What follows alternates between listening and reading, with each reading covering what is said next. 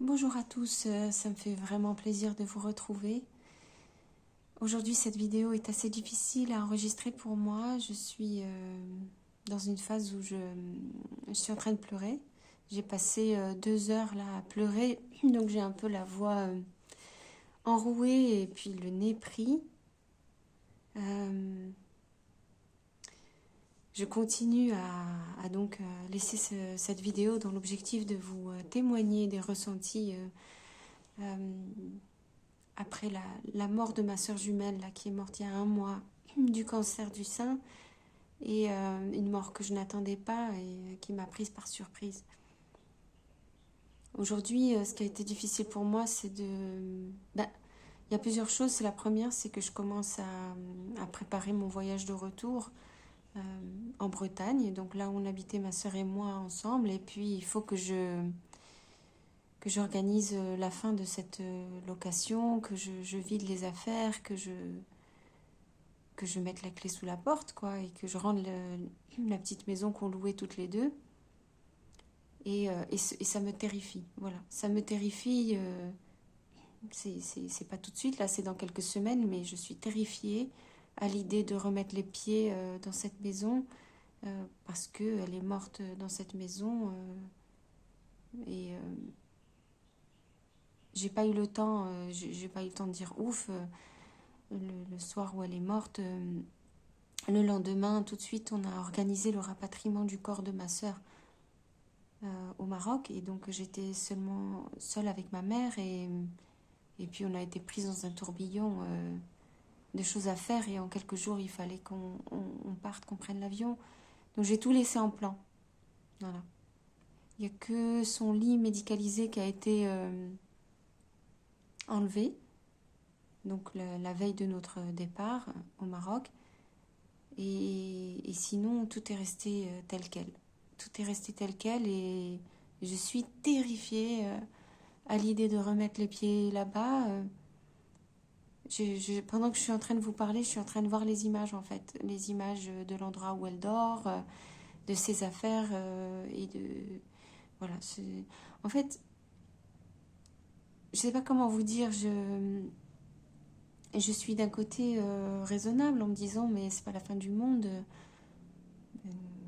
À partir du moment où là je vois que je suis vivante, alors que je pensais que jamais je pourrais survivre à la mort de ma sœur, je vois bien que là je suis vivante, donc je me dis ben ça va être la même chose. Je pense aujourd'hui que c'est impossible de mettre les pieds dans cette maison et en fait je vais le faire. Je serai dans cette maison, je serai dans ses affaires et ainsi de suite. Mais par contre, là je commence à ressentir une énorme douleur. Une douleur que j'ai ressentie qu'une seule fois avant. Et c'est cette fois-là où j'ai cru en octobre qu'elle allait, que je l'avais perdue en fait. Elle a dû quitter la maison pour aller en soins palliatifs temporairement.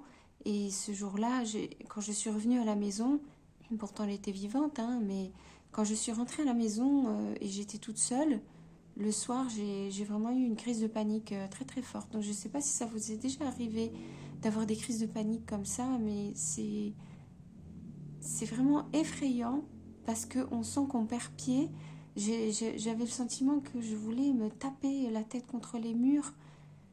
Pourquoi? Ben, tout simplement parce que c'était dingue de me retrouver toute seule en fait. Parce que comme ma sœur avait besoin d'attention et d'aide vraiment tout le temps, elle était vraiment centrale dans ma journée, centrale dans ma nuit, centrale dans toutes les activités de la journée. Et puis elle avait toute une équipe médicale autour d'elle, les auxiliaires de vie, l'infirmière, etc., qui venaient. Et donc quand elle est partie pour ce séjour en soins palliatifs, en fait, je me suis retrouvée seule. Et tout d'un coup, la maison s'est retrouvée complètement vide et silencieuse. Donc ce jour-là, je l'ai très très mal vécu. Je l'ai vécu effectivement comme si elle était morte. J'ai fait une crise de panique et puis j'ai pu avoir heureusement quelqu'un au téléphone. Ce soir-là, je suis restée, je pense, 2 heures au téléphone parce que j'étais... pour moi, personnellement, j'ai l'impression que j'étais en danger. En danger parce que j'arrivais pas à le supporter.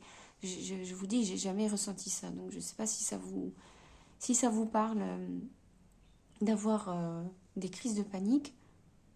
de douleur. Je parle bien de douleur. C'est pas une phobie. Là, je suis pas une crise de panique face à une phobie, face à une anticipation ou quelque chose. C'est vraiment à la douleur de l'absence et de la perte. Et voilà, c'était ma première vraie crise de panique de ma vie. Donc voilà. Et là,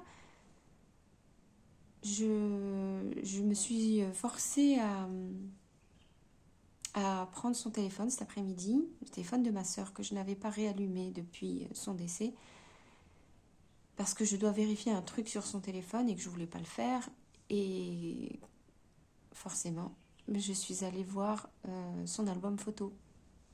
Et dans son album photo, eh bien, elle a pris des photos d'elle-même toute cette année 2022, quand elle était toute seule, les moments où elle était toute seule, et elle prend des selfies. Et je vois en fait les différentes étapes, son état de santé, son état moral. Il y a quelques photos où on voit qu'elle a pleuré, et puis elle est dans un tel état de physique, de dégradation, que c'est... voilà, je savais, je veux dire, n'importe qui le sait, tu regardes des photos, forcément ça va te briser le cœur. Mais voilà, ce que je veux dire, c'est que toutes ces dernières semaines, depuis que ma sœur est morte, en fait, tous les gens que je connais ont une image d'elle, un souvenir d'elle qui n'existe plus déjà depuis longtemps. Et la seule personne qui voit ma sœur comme elle était là, c'est ma mère qui est venue les 2 derniers mois dormir à la maison et qui a vu exactement ce que j'ai vu. Et cette personne-là, ma sœur jumelle, dans cet état-là, de maladie, de maigreur, de fatigue, de dégénération physique, eh bien, personne ne l'a vue. Et, euh, et cette personne-là, en fait, on dirait qu'elle a été balayée, que du fait qu'on parle des souvenirs plus anciens, du fait que je sois venue au Maroc et que j'ai revu ma famille, les anciens amis, etc., tout le monde me parle et évidemment on se rappelle de ma sœur jumelle avant, de tous ces souvenirs depuis notre naissance jusqu'à aujourd'hui, entre guillemets. Mais en fait, non. Cette dernière année, en tout cas, de maladie où vraiment là, elle était en très très mauvais état.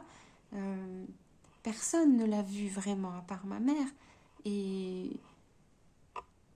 et celle-là, elle me manquait en fait. Donc depuis le début, j'essaye de stopper mon mental.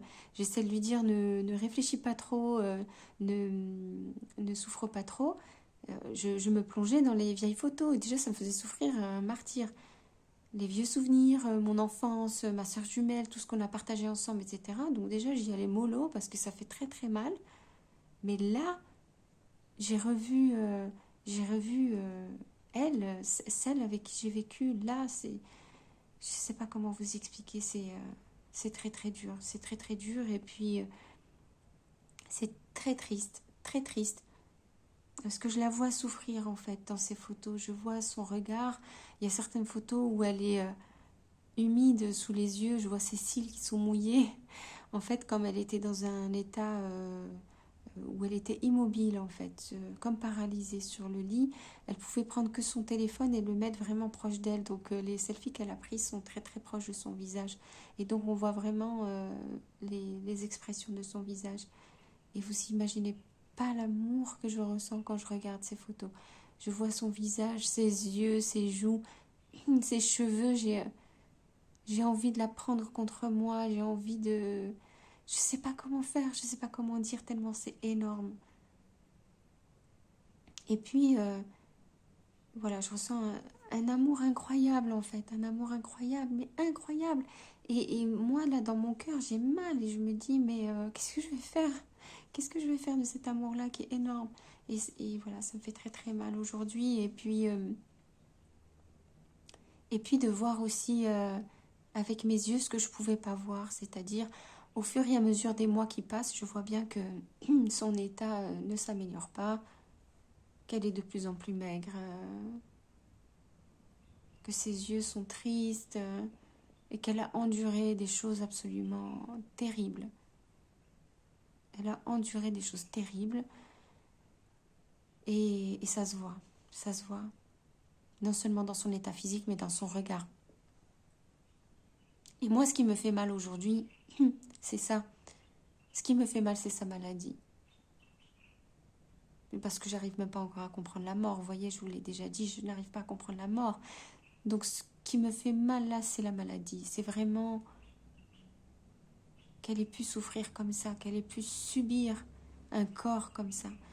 Alors qu'elle était tellement sportive, bien portante. Je veux dire, elle n'était pas névrotique du sport, hein, mais elle était quelqu'un qui faisait tout ce qu'il fallait pour être dans un juste milieu, être en forme physiquement, prendre soin de soi, prendre soin de sa peau, et tout plein de choses comme ça. Et d'ailleurs, je pense que c'est grâce à ça qu'elle a très bien résisté à la maladie les 3 premières années.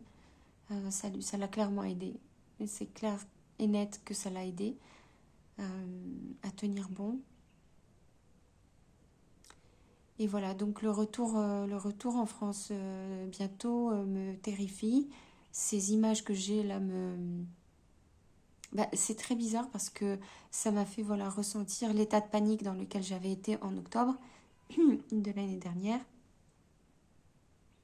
Et donc là, je crains le pire. Je crains le fait de rentrer et de me retrouver face à une crise de panique. Voilà. Alors si jamais, franchement, si jamais vous savez ce que c'est que cette crise de panique face à l'absence, alors s'il vous plaît, laissez-moi des commentaires. Parce que moi, là, c'est devant moi, ça va venir bientôt. Et alors, c'est pas que je le souhaite, hein, c'est pas que je veux l'attirer, mais qu'est-ce qu'on fait quand on est face à une crise de panique et qu'on est seul? On est seul entre 4 murs et on est submergé jusque-là par un sentiment où on a envie de... Je ne sais pas comment vous dire, mais on a envie de se frapper. C'est tellement fort qu'on a envie de prendre une pierre et se frapper avec une pierre sur les os. J'ai envie de me fracasser la tête contre les murs. Non, je rigole pas. Je le fais pas, hein, je vous rassure, je suis pas complètement folle, mais c'est la hauteur du désespoir. C'est pour vous dire que c'est tellement violent qu'on a l'impression vraiment qu'on va se jeter la tête contre un mur. Et on se retient, mais voilà, si vous avez des conseils, si vous connaissez cette expérience affreuse, eh bien, laissez-moi des commentaires, s'il vous plaît. Laissez-moi un pouce, abonnez-vous et puis surtout partagez avec moi, partagez avec tous les autres ces expériences très douloureuses et je vous en remercie beaucoup. Je vous dis à demain.